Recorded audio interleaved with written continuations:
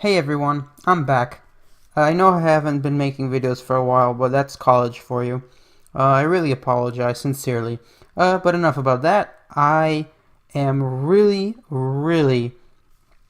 apprehensive about, making this video because, while I've made videos like this before, this one is less about reporting the news and more about making my opinion known. And well, it is more about like news, but still. Um, in the past, I've made videos reporting what's happened in the Pokemon anime because the anime, it's okay, you know. But recently, the last episode of the Pokemon anime, and that's of course the sub for you, not really the dub. The dub is like, that's past news. I'm on the sub level. If you're not on the sub level, well then I may be a little bit ahead of you. Maybe I should say spoiler warning in the title. As I was saying, the latest episode of the Pokemon anime got a reaction out of me, and to be honest, it's a reaction that hasn't been gotten out of me since the Lumiose War at the end of XYZ, back when lots of stuff went down. And well, sure, while the arc with Necrozma was pretty action packed, it was not as exciting for me as something more emotional and heartfelt as the latest episode was. The latest episode of the Sun and Moon anime was so emotionally packed that it made me wish that there were more episodes like that. It made me appreciate the anime more. It was much more interesting than the Necrozma arc because, let's be honest, the Necrozma arc, while it was great and action felt, and there was even a Team Rocket and a Mega Evolution and all that, it seemed dangerously underwhelming, almost like marginally underwhelming. But enough about that. The latest episode of the Sun and Moon anime is one that actually made me cry. And like I mentioned earlier, that happened in the past. Back in X, Y, and Z in Lumio City, I have cried before, and I was not expecting to cry again. And it actually made me cry. It was a good episode. It was possibly the best episode in a long time. And it has confirmed what I've been, saying all along, that Sun and Moon is a good anime. It may not be X and Y in terms of like animation and stuff, but it's not bad at all. In fact, it may be just as good. I'm willing to say that Sun and Moon is just as good. For some people it may be better, for some people it may be trash, but for me it is just as good, at least in this episode, as X and Y. Now, I would not say it's better, no. Just because I appreciated the animation from X and Y so much, but enough about that. The point is that without getting into details, because I want to respect anyone who is not willing to be spoiled and who has not seen the episode already, that's fine. I'm not going to get into details, but the episode had a specific scene which made me cry, and I didn't even realize I was crying for a few seconds because it was like, that's how honest it was. If you like your animes being emotionally heartfelt enough to make you cry, and not like cry as in like, I don't know. The point is, and I keep saying the point is a lot, my bad.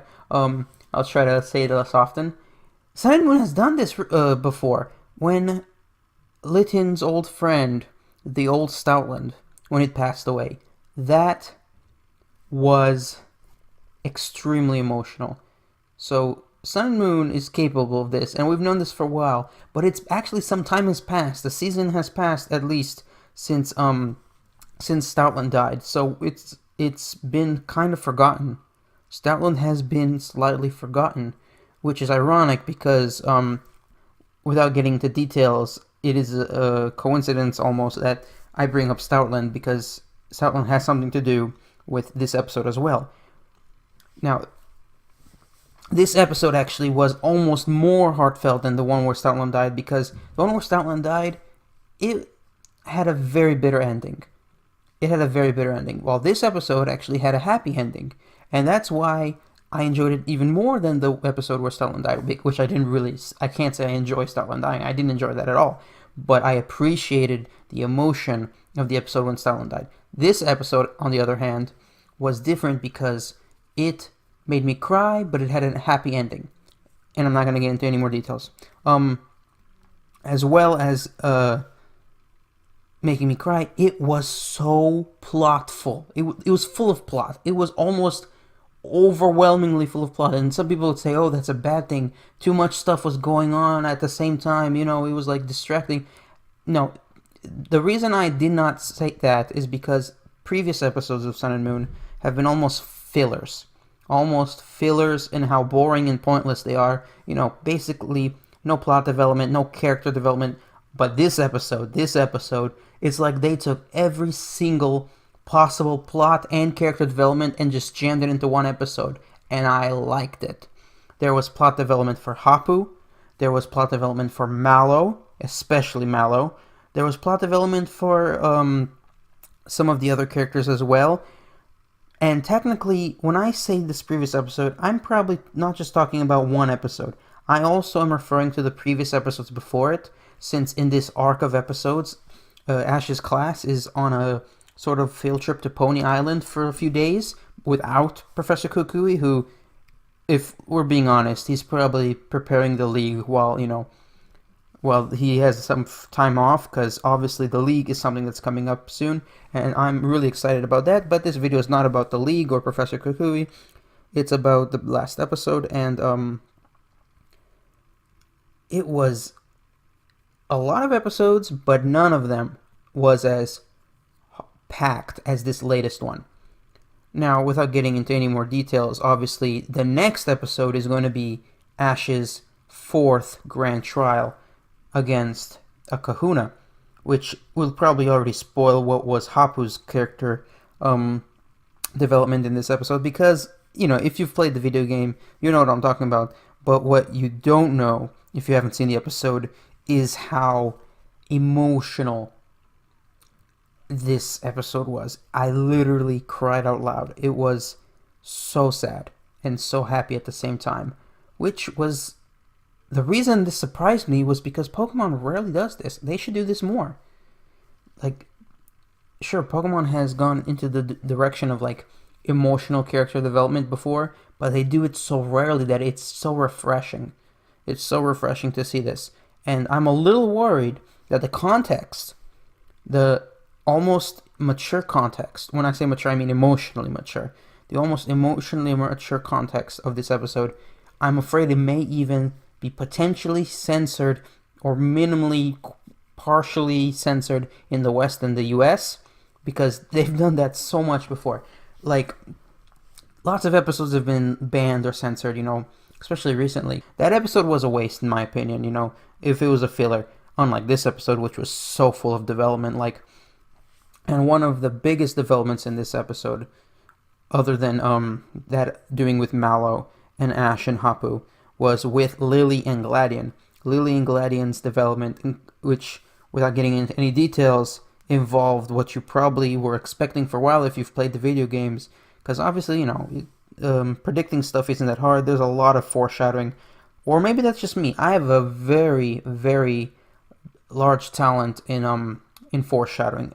Foreshadowing is my gift, which kind of ruins anime for me, because I'm so good at predicting stuff.